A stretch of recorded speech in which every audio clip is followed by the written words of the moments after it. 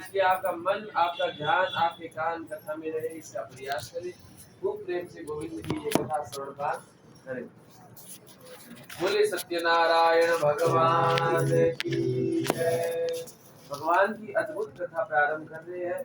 ऐसी कथा है महाराज, जब भगवान की कृपा होती है ना तभी व्यक्ति ये कथा सुन पाता है। ऐसे ही थोड़ी कोई सुन पाता है। आप पर कोई विशेष कृपा है कि आप बराबर साल में 2-4 बार ये कथा सुनने का आपको मौका मिलता है। गोविंद की बड़ी कृपा है। तो का कलिकाल में, इस कलयुग में बड़ी सुंदर ये कथा है। इस कथा का नाम बताया सत्यनारायण की कथा है। ये कथा कोई छोटी मोटी कथा नहीं है प्यारे, ये स्कंद पुराण से ली गई कथा है। भगवान कहने लगे प्यारे, दुर्लभो मानसो देहा देहि नाम क्षण भंगुरा तत्रापि दुर्लभम मन्ये वैकुंठ हरिदर्शनम। दुर्लभ मनुष्य शरीर माताओं बहनों, भगवान की कृपा से ये मनुष्य योनि हमें प्राप्त होती है। का मनुष्य शरीर तो दुर्लभ है, भगवान की कृपा से मिल गया। इस मनुष्य शरीर से दुर्लभ क्या है? तो का मनुष्य शरीर से दुर्लभ है समय, क्योंकि जो समय चला गया माताओं बहनों वो वापस कभी लौट कर आने वाला नहीं है। का समय से दुर्लभ क्या है? का समय से दुर्लभ है ये सत्संग, ये भजन, ये कीर्तन, ये सत्संग, जो ये कथा सुन रहे हो ना, ये संसार में सबसे दुर्लभ बताई गई है। तो आपको ऐसा दुर्लभ मौका मिला है, इसलिए दुर्लभ कथा बड़े भाव से आप बड़े गौर से सुने और ध्यान से भी सुने। ध्यान से इसलिए सुने कि आज की कथा है ना, एक कुछ विशेष कथा है ये। और आज की कथा में हर बार तो मैं अलग अलग प्रश्न नहीं करता हूँ, सामूहिक प्रश्न होते हैं। लेकिन आज मेरी जिससे इच्छा होगी ना कि भाई आप बताओ सबसे पहले किसने कथा सुनी, तो आपको ही उत्तर देना पड़ेगा। मैं कोई, आप सब मेरे स्टूडेंट हो आज, है? सामूहिक प्रश्न का उत्तर नहीं देना, मैं किसी को भी प्रश्न पूछ सकता हूँ। इसलिए कथा बड़े ध्यान से सुने। हाँ, उधर वाले भी ध्यान से सुने। हाँ, एक दूसरे को देखे नहीं, देखने से क्या होता है? कुछ नहीं होता है प्यारे, कथा सुनने से है। हाँ, देख तो आप इतनी देर देख ही रहे थे, क्या कुछ हुआ? पहले भी देख ही रहे थे एक दूसरे को, क्या कुछ हुआ? कुछ नहीं हुआ। केवल कथा सुनने से हो, क्योंकि सुनतम हरति पापानी, कथा सुनने से क्या होता है बेटा? का पाप दूर हो जाते हैं। कथा सुनने मात्र से पाप जल जाते हैं। तथा आरोग्यम परीक्षति, शरीर की जो इम्यूनिटी पावर जिसको बोलते हैं, एनर्जी, वो भी बढ़ जाती है महाराज कथा सुनने मात्र से। कथा में इतनी शक्ति बताई है। आइए भगवान की सुंदर कथा प्रारंभ करते हैं। गोविंद हमारे पास में विराजमान है, स्वयं सत्यनारायण। एक बार जोरदार जयकारे के साथ मातृशक्ति बोलिए सत्यनारायण भगवान की जय। जयकारे में थोड़ा आनंद कम आया। हाँ, देखो आप रोज बिल्डिंग में बैठो, इस बिल्डिंग का नाम है रोज। रोज की तरह गुलाब को है, तो आप गुलाब की तरह प्रसन्न मुखार विंद से एक बढ़िया जयकारा बोलेंगे, बोले सत्यनारायण भगवान की जय। आनंद में जयकारा है भाई, जीवन में आनंद होना चाहिए। आइए, हाँ ये तो देखो चलता रहेगा थोड़ा थोड़ा बीच में, इससे नींद नहीं आती। ये नींद भी आ जाती है। ये नींद ना, ये कौन है पता है? क्या आपको बताऊं? ये नींद कौन है? ये नींद ना कुंभकर्ण की पत्नी है। कौन है? तो हकीकत में कुंभकर्ण की पत्नी है। जब भगवान राम ने कुंभकर्ण को मारा ना, तो ये पत्नी कुंभकर्ण की भगवान के चरणों में आ गई और बोली, हे महाराज आपने हमारे पति को मार दिया, मैं कहाँ जाऊंगी? तब ये भगवान राम जी बोले, तुम चिंता मत करो निद्रा देवी, इसका नाम निद्रा देवी है। हे निद्रा देवी, तुम्हारा तो एक पति मरा है, लेकिन जब मेरी कोई भी कहीं पंडाल में कोई कथा होवे ना, तो व्यास जी के पीछे जाकर बैठ जाना और तुझे तेरा पति मिल जाएगा और तुझे बुलाएगा। बुलाते भी है ना, कैसे बुलाते का? या देवी सर्वभूतेषु निद्रा रूपेण संस्थिता नमस्तस्यै। इसको झोंकड़ी आती है? नहीं झोंकड़ी आजा नमस्तस्यै, एक बार नमस्तस्यै, आजा नमस्तस्यै, नमो नमो, आ जाती है ऊपर, पर नींद आ जाती है। तो तुम्हारे अनेक पति तुम्हें मिलेंगे। तो कथा में नींद देते हैं ना, उनके ऊपर निद्रा देवी आ जाती है। तो ये निद्रा देवी बार बार व्यवधान नहीं डाले है, इसलिए महाराज या तो कोई शंख बजाते हैं या जयकारा बोलते हैं जिससे नींद नहीं आती है। कथा में जयकारे के साथ में बड़े भाव से दिव्य कथा प्रारंभ करते हैं। एक बार पुनः जयकारा, निद्रा देवी दूर भाग जावे, लंका में चली जावे। बोले सत्यनारायण भगवान की जय। आइए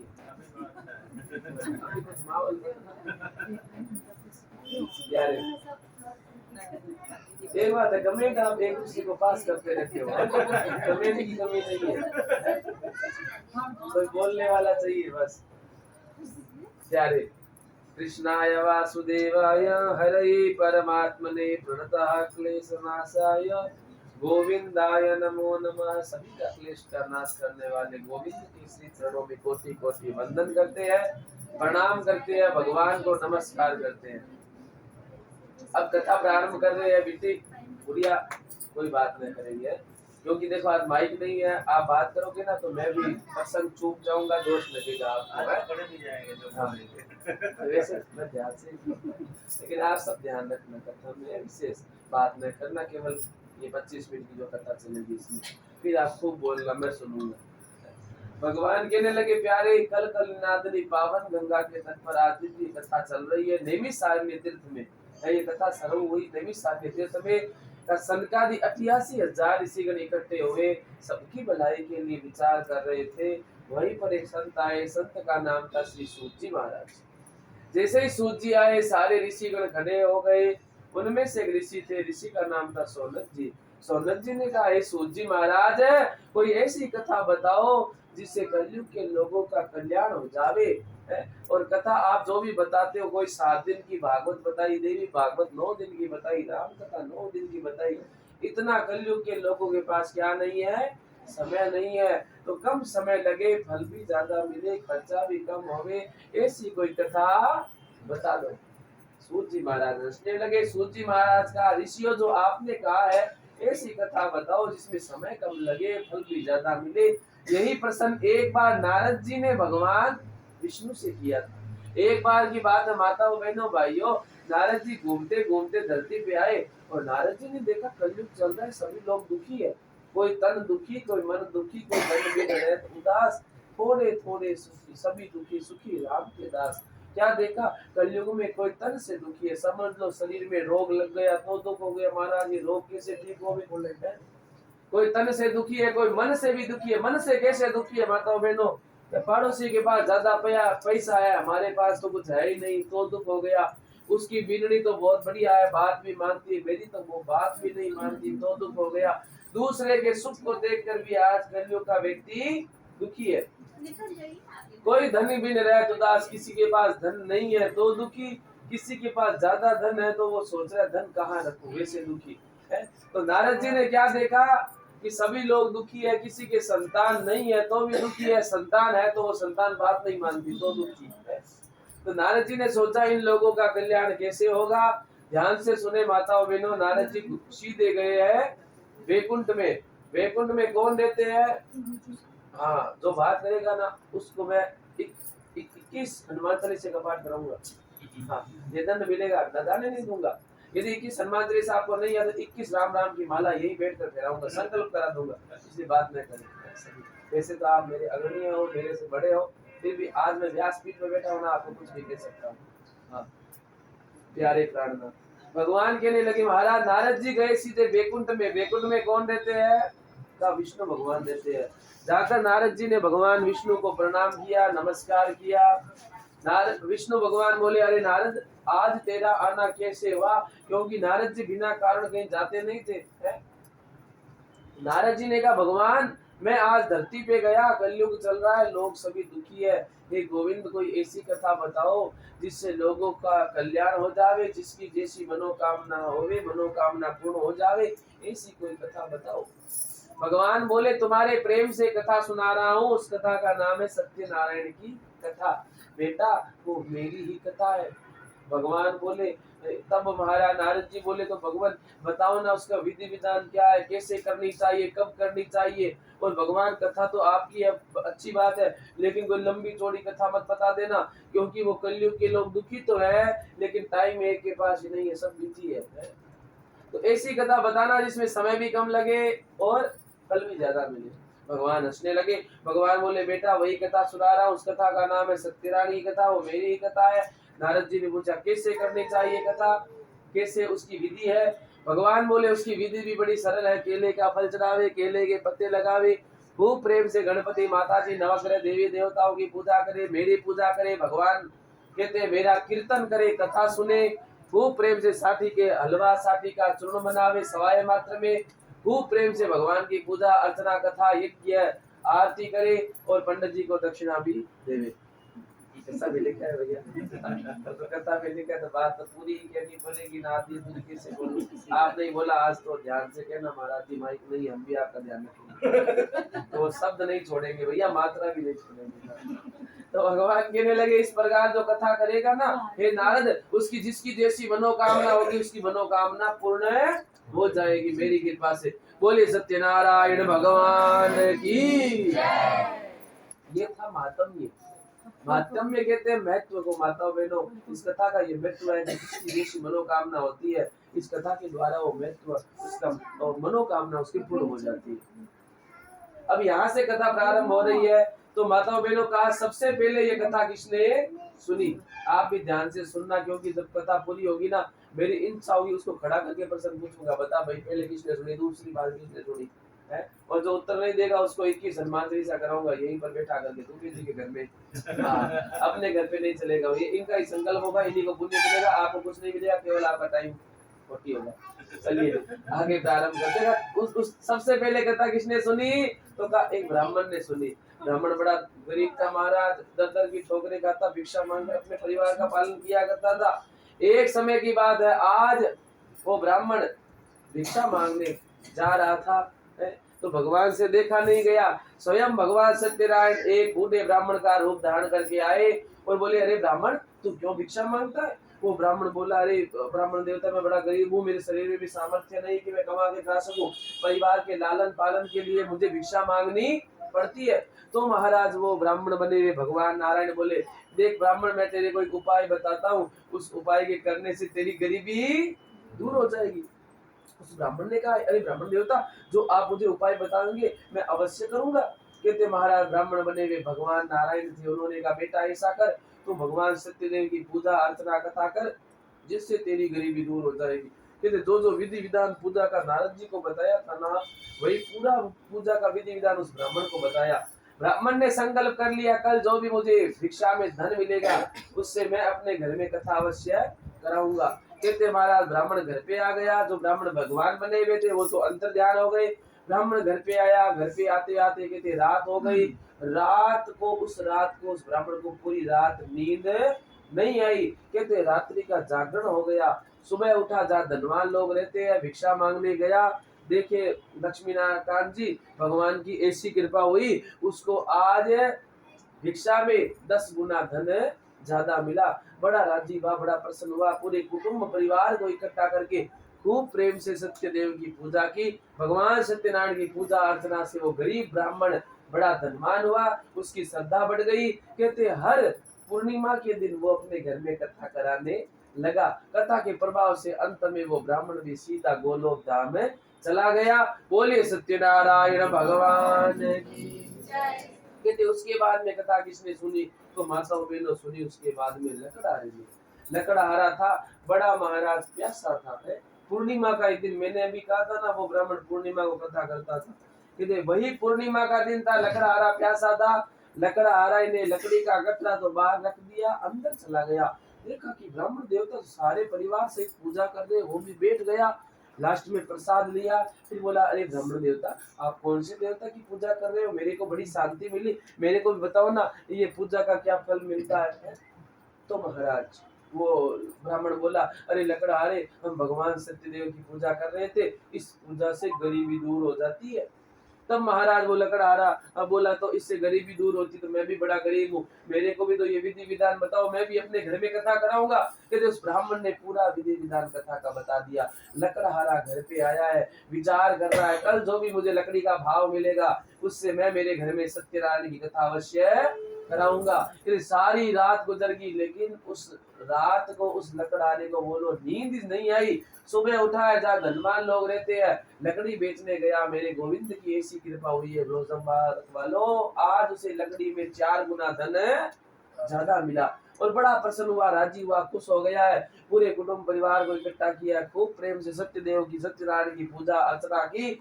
पूजा के प्रभाव से, कथा के प्रभाव से वो गरीब लकड़हारा बड़ा धनवान हुआ, उसकी श्रद्धा बढ़ गई। हर गुरुवार के गुरुवार की कथा का विशेष महत्व भी, आज गुरुवार भी है, देखो आप कथा सुन रहे हो। और मिंगसर का महीना, मार्गशीर्ष महीना, ये मिंगसर का महीना कहते बड़ा महीना होता है। इसमें कथा सुनने का भी विशेष फल है। आप इसमें ध्यान से सुने। कहते महाराज भगवान की ऐसी कृपा हुई, महाराज उसे लकड़हारा गरीब था लेकिन कथा के प्रभाव से बड़ा धनवान हो गया, उसकी श्रद्धा बढ़ गई। कहते हर गुरुवार को वो लकड़हारा अपने घर में कथा कराने लगा। कथा के प्रभाव से वो गरीब लकड़हारा अंत में सीधा गोलोक चला गया, धनवान भी हो गया, गोलोक भी चला गया। बोले सत्यनारायण भगवान की जय। उधर महाराज सनकादि ऋषि कहने लगे, हे सूत जी महाराज आगे और बताओ ना। उस लकड़हारे के बाद में कथा किसने सुनी? आपकी कथा में तो बड़ा आनंद आ रहा है। आपको आनंद आ रहा है ये कथा में? या आवाज आ रहा है? आनंद आ रहा है, आना भी चाहिए। नहीं आ रहा है तब भी कथा तो सुननी पड़ेगी, जाओगे तो बीच में जानना नहीं चाहिए, दोष लगता है। लेकिन ये तो भगवान की कथा है प्यारे, आनंद ही आता है, आना ही चाहिए, ठाकुर जी की बारे में ही चाहिए। ये तो आनंद की बात है, ये तो प्रेम की विनोद की बात है प्यारे। भगवान कहने लगे प्यारे, उसके बाद में कथा सुनिए, राजा ने ध्यान से सुनना है। दिव्य राजा थे तुंग ध्वजो महाराज है, तुंग ध्वज नाम के अद्भुत रमणीय राजा थे। राजा तुंग ध्वज नित्य अपने राज्य में अच्छे अच्छे कर्म करते, ब्राह्मणों को खूब दान देते, गरीब कन्याओं की शादियां कराते, बड़े बड़े यज्ञ अनुष्ठान खूब राजा करते, खूब धार्मिक कर्म वो राजा करते थे। कहते हैं माताओं बहनों, उसकी जो रानी थी ना वो भी बड़ी समझदार और सयानी थी आपकी तरह। वो भी महाराज पति के साथ में मिलकर के खूब धार्मिक कर्म करती, पूजा पाठ कराती है, खूब दान पुण्य करती, वो धार्मिक रानी थी है। और ये कथा शिक्षा देती है पति पत्नी को मिल करके धार्मिक कर्म करते रहना चाहिए है। लेकिन कलयुग में उल्टा है दुबे जी है, पति पत्नी मिलकर नहीं रहते हैं, पत्नी पूर्व में श्रीमती जी पश्चिम में बनती नहीं है। ऐसा क्यों होता है? ये कलयुग का प्रभाव है भैया, ऐसा नहीं होना चाहिए ना है। होता क्या है देखो, आप देख लेना, जहाँ भी ज्यादा कथा कहीं पे होती है ना तो माता ही ज्यादा रहती है। कथा को कुछ माताओं को कथा अच्छी भी लगती है, पंडित जी कथा अच्छी करते, चलो सुन के आते हैं है? अच्छी भी बात है, सुननी भी चाहिए। जहाँ पे भी कथा हुए है सुनो, बार बार सुनो। मुहुर मुहु रसिका हुई भाविका, ऐसा लिखा है महाराज। कई लोग कहते हैं महाराज उस दिन तो सुनी थी, वहां पे तो सुनी थी, यहाँ पे भी कथा वही पंडित जी वही पंडाल है, ऐसे भी लोग कहते हैं। लेकिन ऐसा नहीं कहना चाहिए महाराज, मुहुर हो बार बार सुनो, जब तक जीवन में ज्ञान की प्राप्ति पूर्ण रूप से नहीं हो जाए तब तक बार बार सुनते रहो है। ये तो माधुर्य रस है महाराज, जितना सुनोगे उतना आनंद मिलेगा, जितनी बार सुनोगे उतना और आनंद बढ़ता जाएगा है। कभी ऐसा नहीं होता कथा सुन ली, अब तो सुन ली बस एक बार, और क्या सुननी है बार बार है? आप भोजन करते हो तो रोज नित्य करते हो ना, वैसे कहीं पे भी हो एक कथा है, किसी जगह होवे, आपको यदि बुलावा आया है, यदि कथा में सत्संग में यदि बुलावा नहीं आवे ना तो भी कथा में आना चाहिए। बिना बुलाए यदि कोई कथा में आवे ना तो उसको कहते हैं 1000 गुना फल की प्राप्ति होती है? और कई लोग जैसे बुलाने पर भी नहीं आते हैं।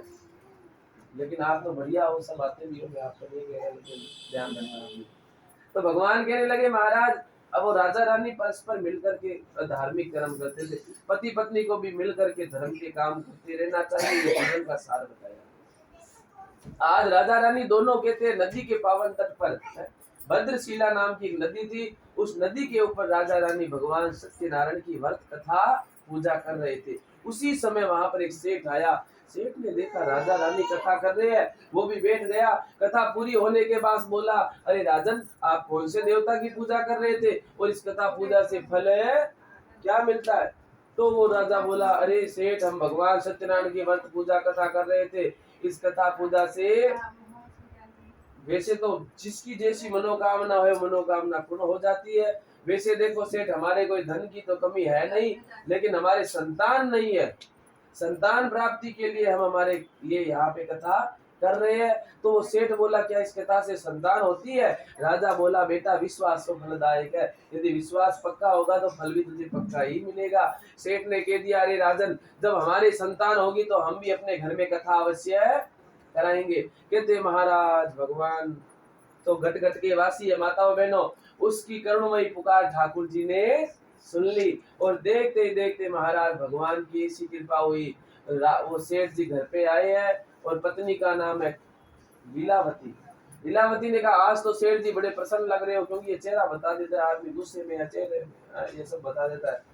तो खुश लग रहे थे सेठ जी। सेठ जी ने कहा देखो लीलावती, मैंने संकल्प किया जब हमारे संतान होगी तो हम भी अपने घर में क्या कराएंगे, कथा कराएंगे। कहते हैं भगवान की ऐसी कृपा हुई महाराज, वो लीलावती देखते देखते गर्भवती हो गई और 10वें महीने सुंदर कन्या को जन्म दे दिया। बोलिए सत्यनारायण भगवान की।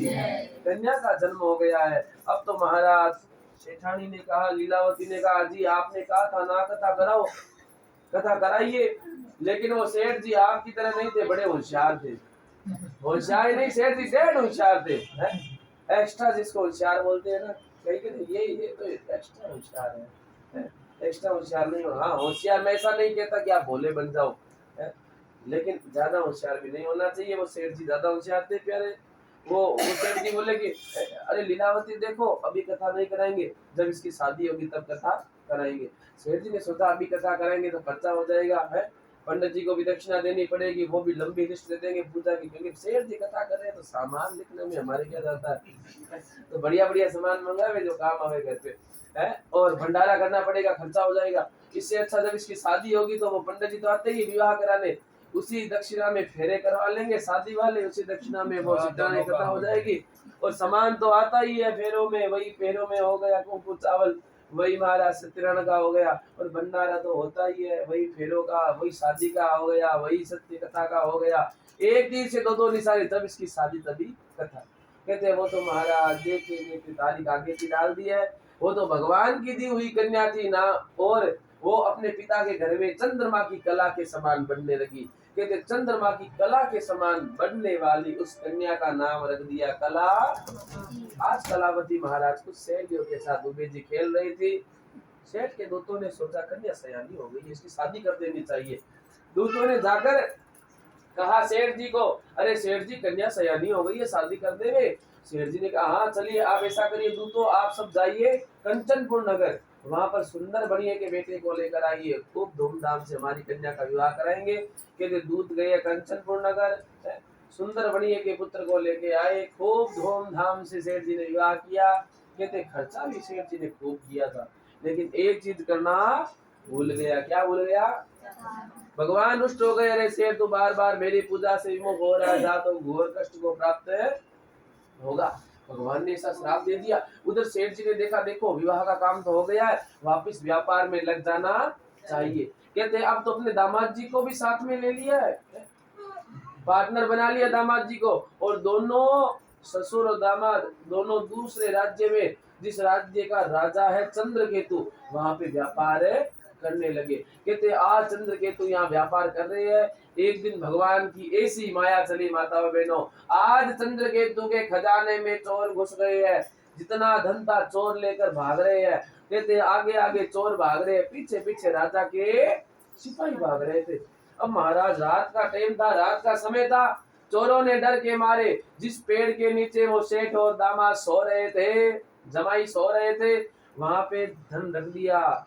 इन्होंने चोरों ने राजा का धन रख दिया, और चोर तो वहां से गायब हो गए, भाग गए। पीछे पीछे जो सिपाही आ रहे थे ना, उन्होंने सोचा यही दोनों चोर है और झूठ मूठ की नींद ले रहे हैं, दोनों को पकड़ लिया। सेठ जी बोले अरे राजन, अरे सिपाहियों, हम चोर नहीं है, हम तो व्यापारी है। लेकिन माताओं बहनों भगवान की ऐसी माया चली, उनकी बात किसी ने भी नहीं सुनी और दोनों को जेल में डाल दिया। सेठ जी जेल में बैठे पीस रहे हैं चक्की, उधर लीलावती कलावती अकेली है, वहां पे भी महाराज चोरों ने डाका डाल दिया, जितना धन था चोर लेकर भाग गए। आज कलावती लीलावती माताओं बहनों दर दर की ठोकरें खा रही है। कहते हैं आज कलावती रात को लेट आई। माँ बोली बेटी तेरे मन में क्या है, इतनी लेट कहाँ हो गई? तब महाराज कलावती बोली माँ मैं एक ब्राह्मण के घर में गई थी, वहां पे भगवान सत्यनारायण की कथा हो रही थी और कथा में मेरे लेट हो गई। लीलावती के बात समझ में आ गई, अब तक हमारे पति ने कथा नहीं कराई, तभी ये कष्ट हुआ है। लीलावती ने हाथ जोड़कर प्रार्थना की, भगवान सत्यनारायण कल ही हम आपकी कथा करा देंगे, हमारे दामाद और हमारे जमाई वापस घर पे आ जावे। कहते हैं महाराज भगवान तो घट घट के वासी है, भगवान ने उसकी करुणमयी पुकार भगवान ने सुनी, और भगवान स्वयं चंद्रकेतु के सपने में आए और बोले अरे चंद्रकेतु, जिस सेठ को दामाद को तूने पकड़ा है वो दोनों निर्दोष है, कल ही उनको छोड़ देना, जितना धन लिया था उससे कई गुना धन देकर उनको विदा कर देना, ऐसा नहीं करेगा तो मैं तेरा राज्य ही नष्ट कर दूंगा। सुबह हुई, राजा चंद्रकेतु ने सपने की बात सभा में सुनाई। कहते जितना धन लिया था राजा ने उससे 10 गुना धन ज्यादा देकर सेठ जी को विदा कर दिया। सेठ जी भी बड़े प्रसन्न हुए, चलो धन ज्यादा मिल गया। सेठ जी खुश हो गए। सेठ जी ने नाव में, ध्यान से सुनना माताओं बहनों, नाव में धन रखा है, ऊपर बिछाए है क्या, बेल और पत्ते।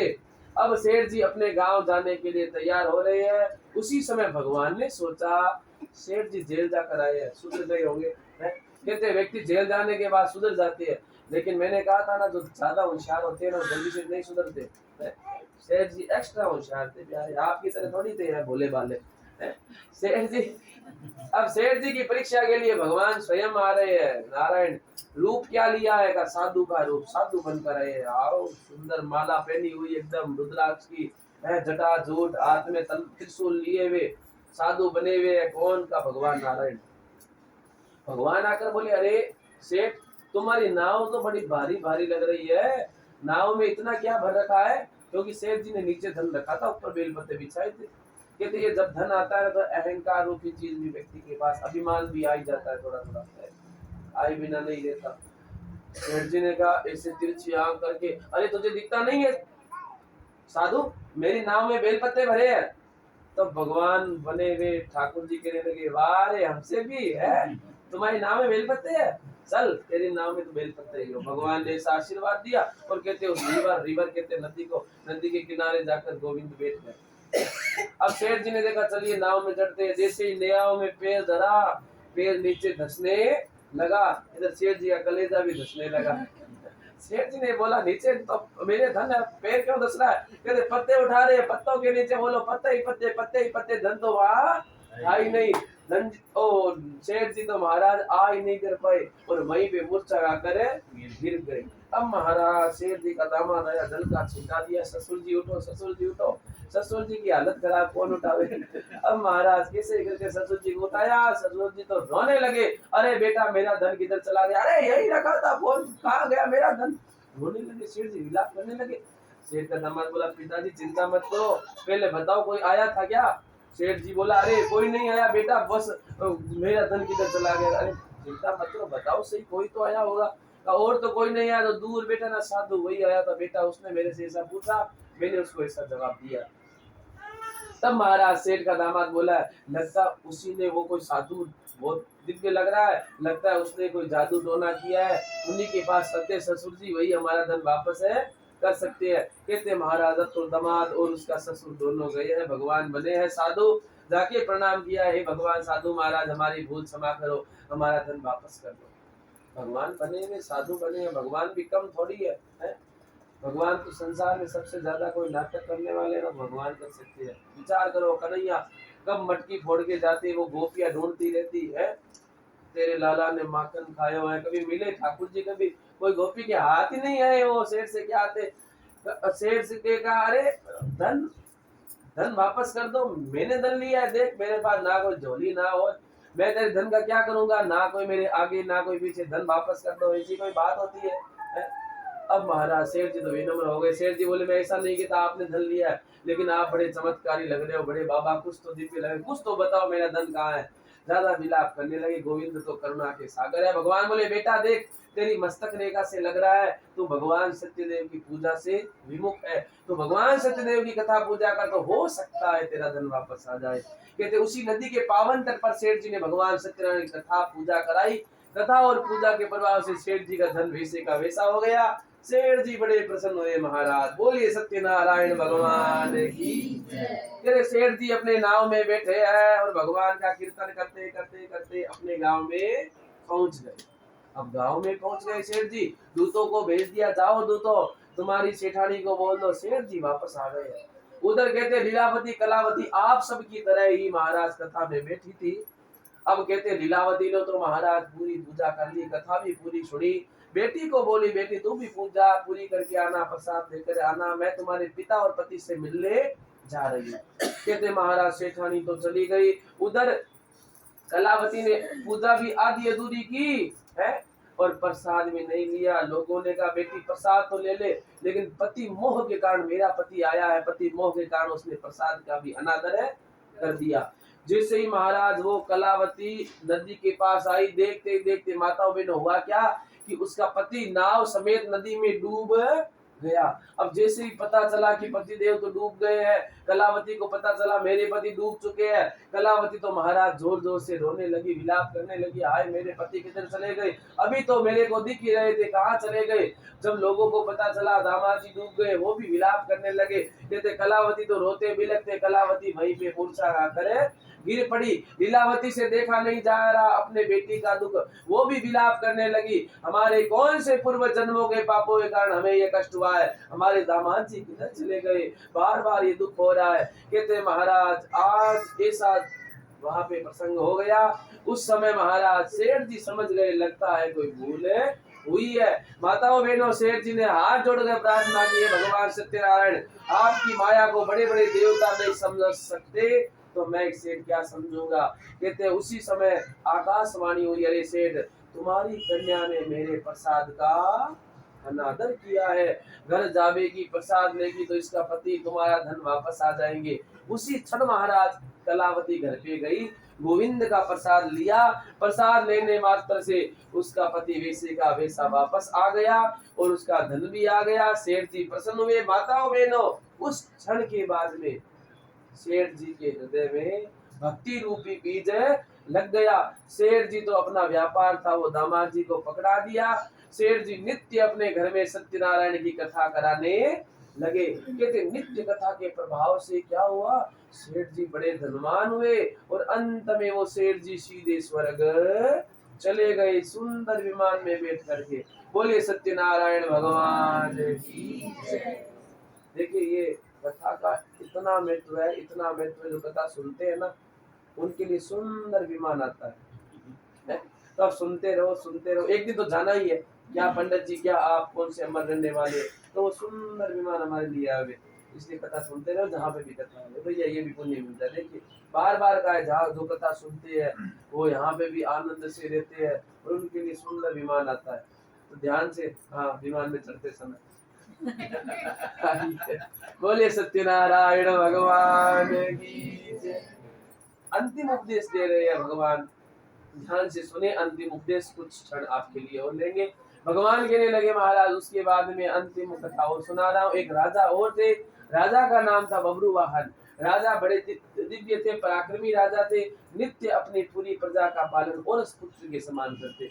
राजा बड़े जितेंद्रिय थे, बड़े अच्छे राजा थे, लेकिन राजा से भी एक गलती हो गई, उन्होंने भगवान के प्रसाद का अनादर कर दिया। हुआ क्या, राजा एक बार जंगल में गए, ध्यान से सुनना माताओं बहनों, राजा जंगल में गए, वहां पे जंगल में कुछ ग्वाल बाल भगवान सत्यनारायण की पूजा कथा कर रहे थे। अब वो राजा थे इसलिए उन ग्वालों के पास राजा गए नहीं। जब ग्वाल बालों ने राजा के सामने प्रसाद रखा तो वो राजा ने सोचा मैं ग्वालों के हाथ का प्रसाद कैसे खाऊं, मैं तो राजा हूँ। उसने प्रसाद का अनादर कर दिया। जैसे ही राजा राज्य में आया, उसने देखा दूसरे राजाओं ने उसके राज्य पे क्या कर दी है, चढ़ाई कर दी है। राजा समझ गए मैंने भगवान के प्रसाद का अनादर किया तभी ये कष्ट हुआ। कहते राजा वापस जंगल में गए और लिखा है ग्वाल बाल संग भक्ति की नी। राजा ने उन ग्वालों के साथ में मिलकर भगवान की पूजा अर्चना कथा की दुबे जी। कथा और पूजा के प्रभाव से राजा का राज्य वैसे का वैसा हो गया। राजा बड़े प्रसन्न हुए।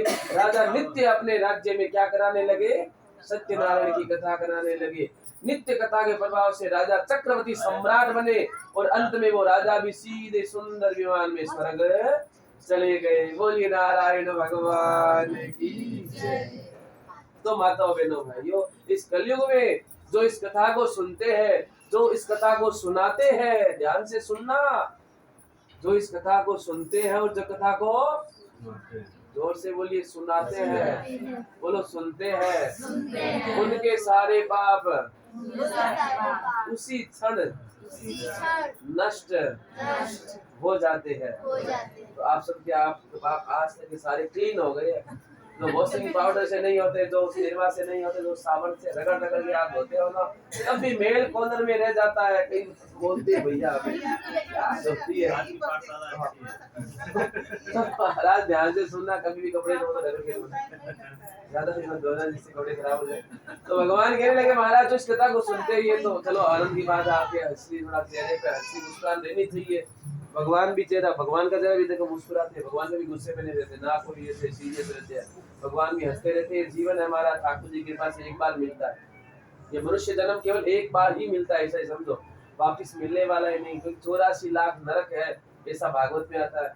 84 लाख नरक है और 84 लाख योनियां है, कबूतर कितने कितने जीव बनने पड़ते हैं, कितने जीव आप देख रहे हो। सब बनने के बाद जब भगवान की कृपा होती है ना, तो ये मनुष्य शरीर मिलता है।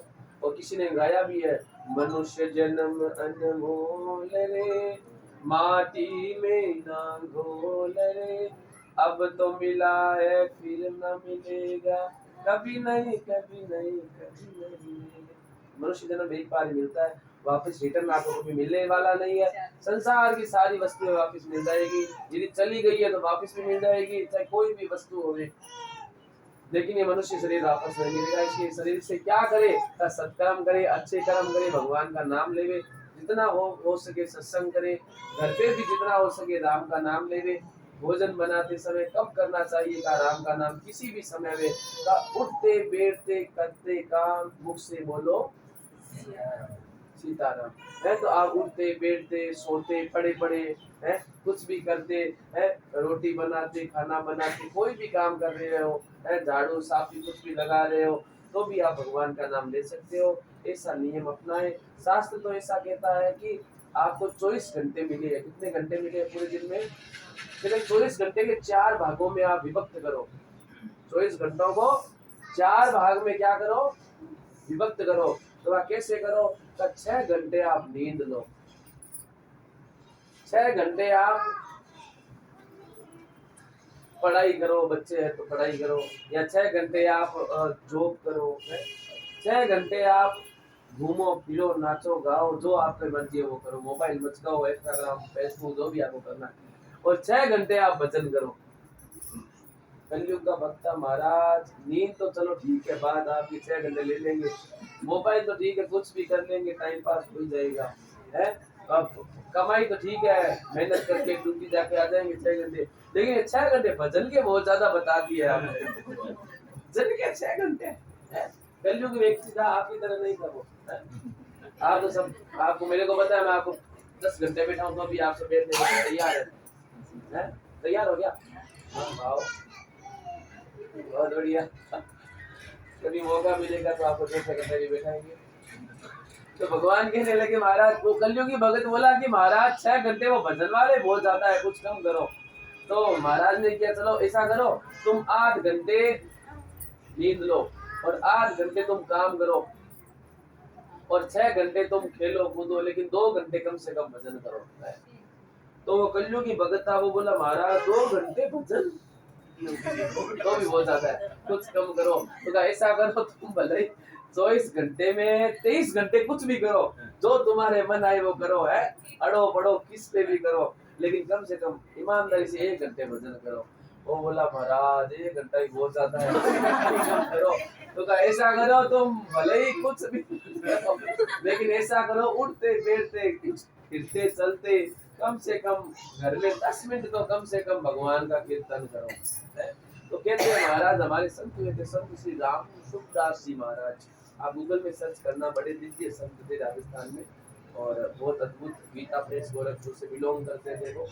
तो ऐसे अद्भुत संत, उन्होंने कहा जिस घर में नित्य 10 मिनट भी पूरा परिवार बैठ करके, बच्चे जो जितने भी घर में मेंबर है, चाहे 2 मेंबर है, चाहे 5 या 10 मेंबर, सब मिल करके 10 मिनट भी भगवान का कीर्तन करे ना, तो उनके घर में कभी कलयुग आता नहीं है।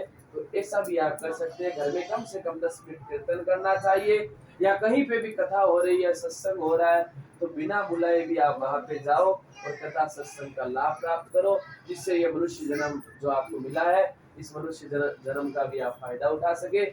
एक बार जोरदार जयकारे के साथ बोलिए सत्यनारायण भगवान की जय। कहते महाराज, इस कथा को जो सुनते हैं सुनाते हैं, उन पर भगवत कृपा सत्यनारायण की कृपा हो जाती है। जो धनवान है उन पर वैसे ही कृपा हो जाती है, जो निर्धन है वो धनवान हो जाते हैं, जिनके संतान नहीं है उनको संतान की भी भगवान की कृपा से प्राप्ति होती है। और भी जो जिसकी मनोकामना होती है उनकी मनोकामना भी भगवान पूरी करते हैं। तो आपके भी मन में कोई कामना हो तो भगवान सत्यदेव से मांगिए, आपकी मनोकामना भगवान सत्यनारायण पूरी करे। इसी हम सुंदर प्रार्थना गोविंद के चरणों में बारंबार करते हैं। आइए अब हम आपसे कुछ प्रश्न करेंगे। नियम की बड़ी महाराज वो है, क्या कहते हैं। तो पहला प्रश्न ये है कि बताइए सबसे पहले कथा किसने सुनी? गुड़िया ब्राह्मण ने सुनी। गुड़िया बड़े अवसर सुन रही है। इसका जन्मोत्सव है, जन्मोत्सव की बहुत बहुत बधाई। ऐसे ही है, जन्मोत्सव मनाना चाहिए। सीखो सीखो, देखो जन्मोत्सव की एक प्रक्रिया होनी चाहिए। जन्मदिन पे कभी महाराज क्या करना चाहिए, चलो वो केक में तो देखो आज कलयुग चल रहा है, काटते भी है। हालांकि संत महात्मा तो मना करते हैं, वो अपने अपने करना पड़ता है, बच्चे रोने लगे क्या करो, ठीक है आप करो, वो मना ही नहीं है। लेकिन कहते जन्मोत्सव पे विशेष ध्यान रखो, या तो भगवान की कथा कराओ या शिव जी का अभिषेक कराओ। वो नहीं करा सकते तो बच्चे को लेकर मंदिर जाओ, मंदिर में महाराज कुछ उससे पूजा कराओ, गाय के लिए घास दो और गरीबों को कुछ उसके हाथ से टॉफिया या बिस्कुट के पैकेट कुछ भी महाराज उसके हाथ से डोनेट कराओ, जिससे उसका पूरा साल ब्राइट रहे, अच्छा रहे। ऐसे प्रसंग जीवन में करने चाहिए। तो गुड़िया का जन्मोत्सव है, जन्मदिन की बहुत बहुत बधाई, भगवान सत्यनारायण का आशीर्वाद बना रहे। इसी सुंदर प्रार्थना के साथ दूसरा प्रसंग देखिए, पहले देती है उत्तर। लकड़हारा दूसरी बार कथा सुनी। लकड़हारे ने लकड़हारा भी महाराज भगवान की कृपा से गोलोक था। हाँ, वो ब्राह्मण पहले आया, ब्राह्मण अगले जन्म में क्या बना? सुदामा बना और भगवान कृष्ण से मित्र बन गए सुदामा जी और पार उतर गए। फिर कथा सुनाई लकड़हारे की। लकड़हारा अगले जन्म में क्या बना? तो लकड़हारा अगले जन्म में बना केवट। जब राम जी जंगल में गए तो वो भी पार उतर गया। फिर महाराज लकड़हारे के बाद कथा किसकी सुनाई? राजा की। राजा अगले जन्म में क्या बने? वो राजा अगले जन्म में बने दशरथ जी। दशरथ जी किसके पिता है? राम के है। दशरथ जी राम के पिता है और पिता पुत्र का संबंध बना, पार उतर गए। फिर कथा किसकी सुनाई? सेठ की सुनाई। वाह भाई वाह, सबको पता है, वैसे तो है, तुम मत बता नहीं। सेठ की कथा सुनाई। सेठ अगले जन्म में क्या बने? वो सेठ अगले जन्म में बने माताओं बहनों मोर ध्वज नाम के राजा। बड़े जितेंद्री है वे, आप गूगल में कभी देखना, सर्च करना मोर ध्वज राजा कथा लिरिक्स, वो आ जाएगी उसकी पूरी कथा, वहां पे आप पढ़ सकते हो। तो बड़ी सुंदर कथा है, कभी समय मिलेगा तो कथा आपको सुनाएंगे। कहते वो मोर ध्वज राजा भगवान के भक्त हुए और वो भी सीधे स्वर्ग चले गए। फिर कथा किसकी सुनाई आपको?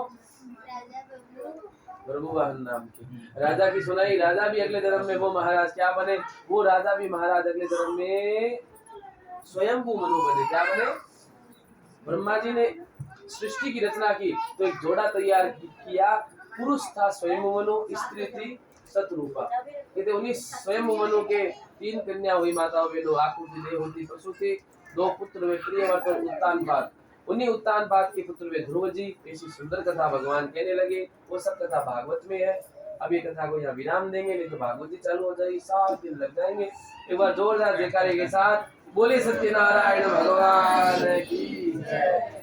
आइए अब आपने जो कथा सुनी है, कहते हाथ में आपके पुष्प है, कहते कथा सुनने के बाद कुछ दक्षिणा भी भेंट यथाशक्ति करनी चाहिए और 2 मिनट का भगवान का हरि संकीर्तन करेंगे। उसके बाद में छोटा सा हवन, फिर आरती, फिर आप सबके लिए सुंदर प्रसाद हरि कीर्तन।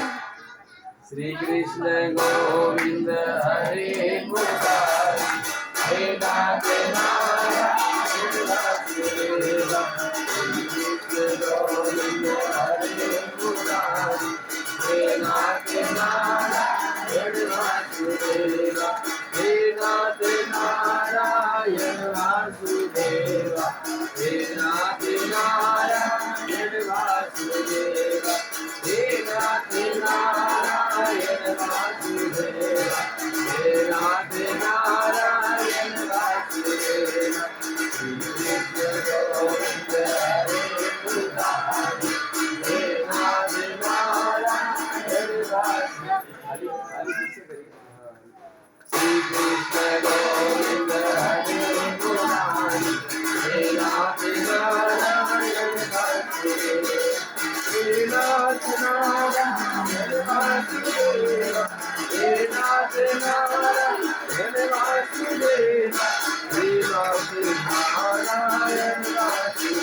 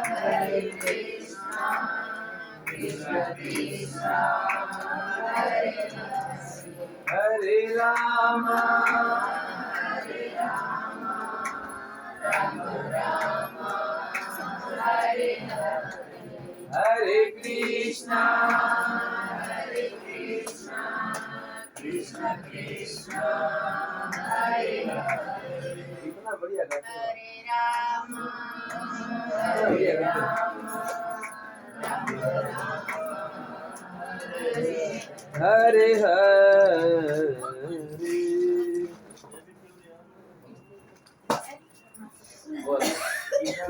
बोले सत्यनारायण भगवान की जय। बांके बिहारी लाल की जय। बहुत सुंदर आप गाते हो।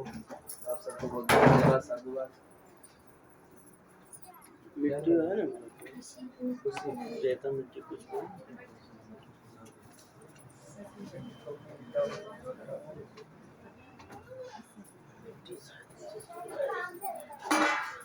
ये नहीं गमला लाओ निकाल दी तसला